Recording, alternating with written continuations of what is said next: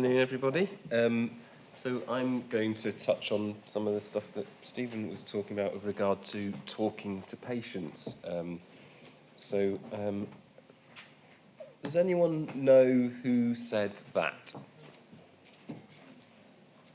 It's far more important to understand the person who has the disease than it is to know what disease the person has.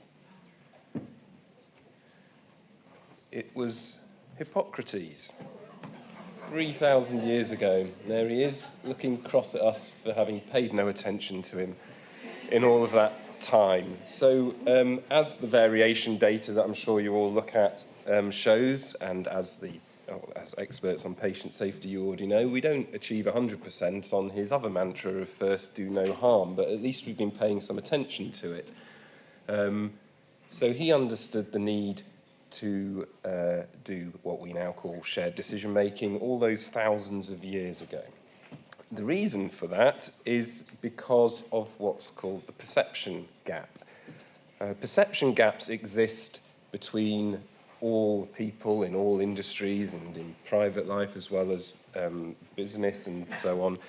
Medics have misperceptions of ex-finance directors. I'm one too, so I speak from experience.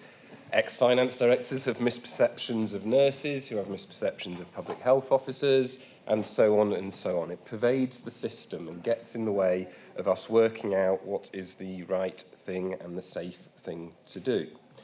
Here's an example of a perception held by breast surgeons. 71% of breast surgeons believe that a primary concern of women with breast cancer is to keep their breast.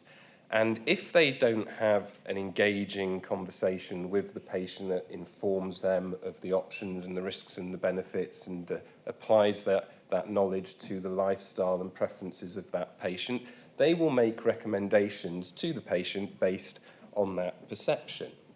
And if it was right, then maybe that would be okay. But the real number of women who have that as a primary concern is 7%. And if you think about the decisions that may or may not apply along a pathway for one of those women, they would be different if the perception was different. And if the perception is inaccurate, then we're more likely to recommend the wrong thing than if it were accurate. One of the main concerns for women with breast cancer is that they don't want to spend the rest of their life worried that it might come back. 95% of people wandering around with elective stents in them are doing so in the belief that they're living their lives at a reduced risk of heart attack. Simply isn't true. And most people, when informed, don't want one. This one always baffles me. How do 95% of people end up with the same misperception? You'd thought if they were just guessing, it would be closer to 50-50, wouldn't you? So they're coming to that perception, presumably, because they're being misinformed. And where do they get most of their information from? Okay, nowadays, some of it comes from Google, but most of it doesn't. It comes from us, doesn't it? Here's the worst of them all. 5 times more doctors think patients are the biggest barrier to shared decision-making than think they themselves are. You probably don't need to see any evidence to know that that's wrong, but I'll give you some anyway. Cochrane has found time and again that effective shared decision-making is physician, not patient-dependent. Here's another baffling thing. Why do medics bow down and worship evidence from Cochrane except for his evidence on shared decision-making?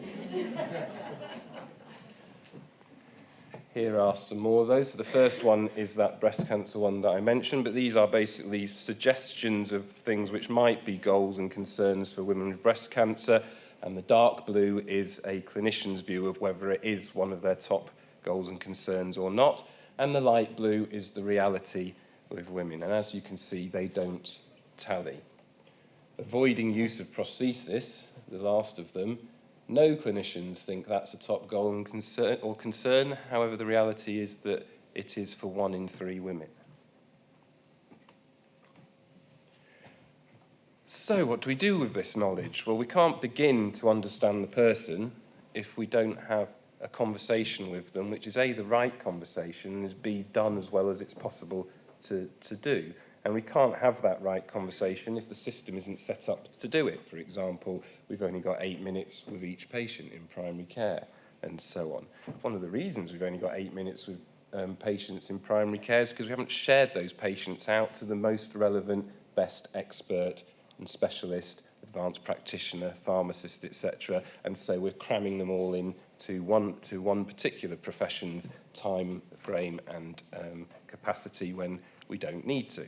But there are other reasons as well, of course. And we can't have the right conversation if we don't know what the right conversation is. And we can't help systems to spread the use of the right conversation if we don't help enable them to do so. So what might that right conversation be? So this is first of all, a warning. This is a prototype. Don't run off and use this. It's not ready yet, but it's on the way to being ready. We've been working with pioneers in shared decision-making conversations, people who just intuitively know how to do them and have been doing them for years, people involved in the Self-Care Forum, National Clinical Director for Patient-Centred Care, and so on and so on. And what we've done is we've role-played with them their conversations that they have, and then we've mapped the generics that they all apply together to say what are all of the experts doing, what are the phases they follow, within each phase, what are the ordering of the things that they discuss with the patient, what's the purpose of those discussions, those components, and how do they word it to get the best out of the conversation. So very briefly, the 4 phases which are generic are information gathering, so clinician gathering information from the real expert in the room, the patient. Information conveying, so the clinician increasing the health literacy and their awareness of the risks and benefits, pros and cons, options for what we might do with them.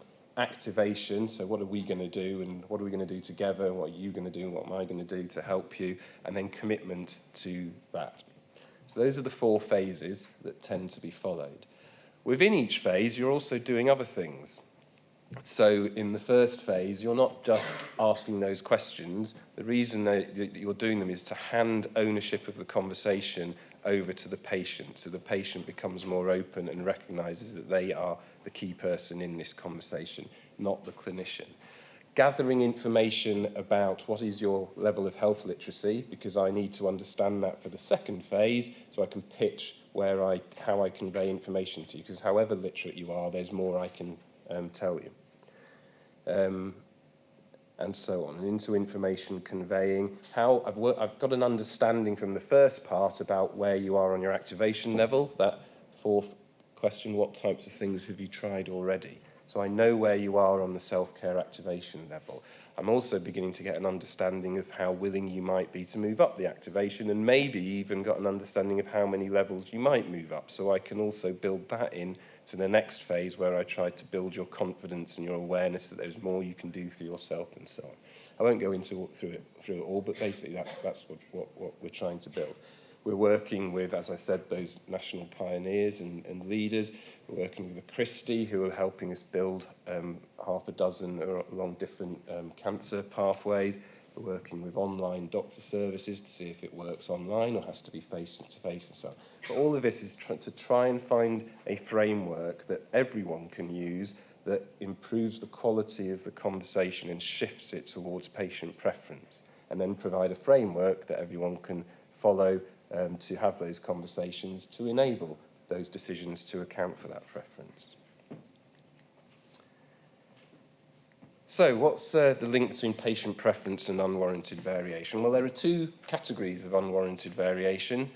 Every single thing we do wrong is what falls into one of these categories: overuse or underuse. Overuse is wasteful and leads to patient harm. So you can do a really, really good joint replacement on someone, but if all they actually needed was a walking stick, then you've essentially done something really well that they didn't need doing, and you've cut them open, and you've put them at risk of infection, and you've caused them psychological trauma because you never told them that they'd never be able to garden again, because they wouldn't be able to kneel down for more than 5 minutes, and that's the only thing they had in their life, in their retirement, and so on, and so on, and so on.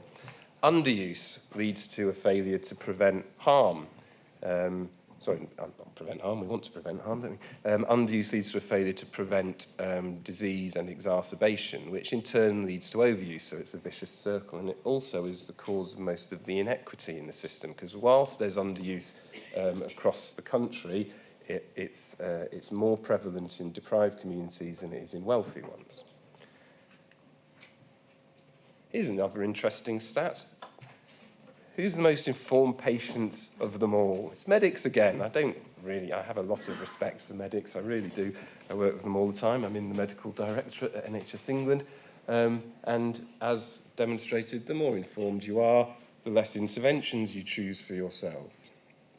Bit of a contradiction, the fact that those same people are recommending more to other people, but it demonstrates the point that if we're informed, we choose more self-care, self-management, less stabbing, etc.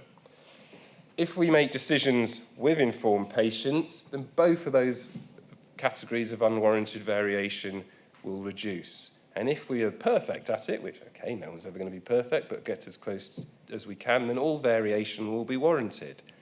And that will also allow another discussion to be had in a more informed way. If virtually all variation is warranted and we're doing the right things with each patient throughout their time, their pathway, then we'll then actually know whether there's enough money in the NHS to do everything that the NHS tries to do.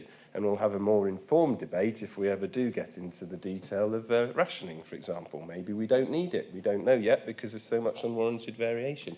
Or maybe we'll demonstrate that we do need it because we're doing everything right and there still isn't enough money.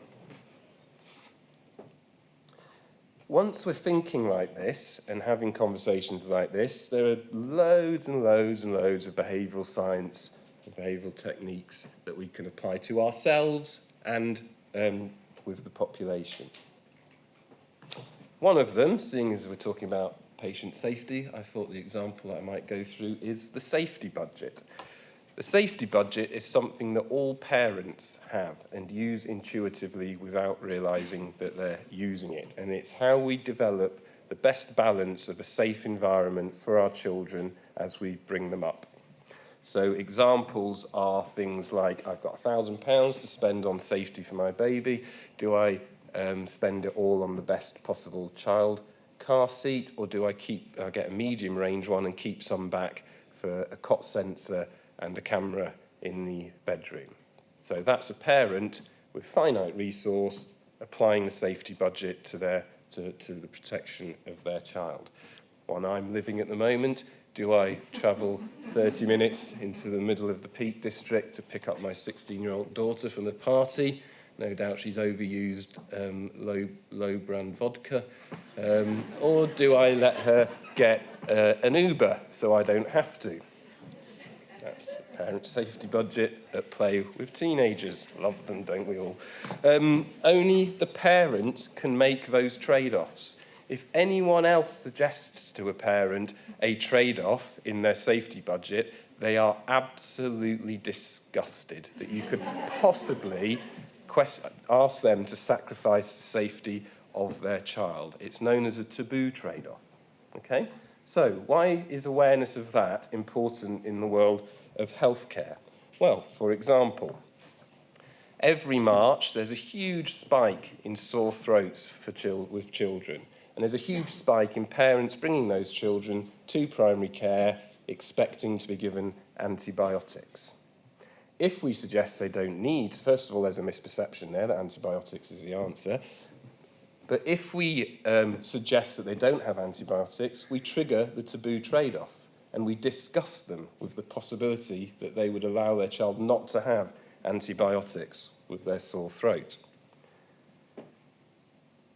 However, if we're now aware of that, then we can talk to them and discuss with them the pros and cons, risks and benefits, etc., of alternatives and the reality of whether antibiotics actually do them any good or not.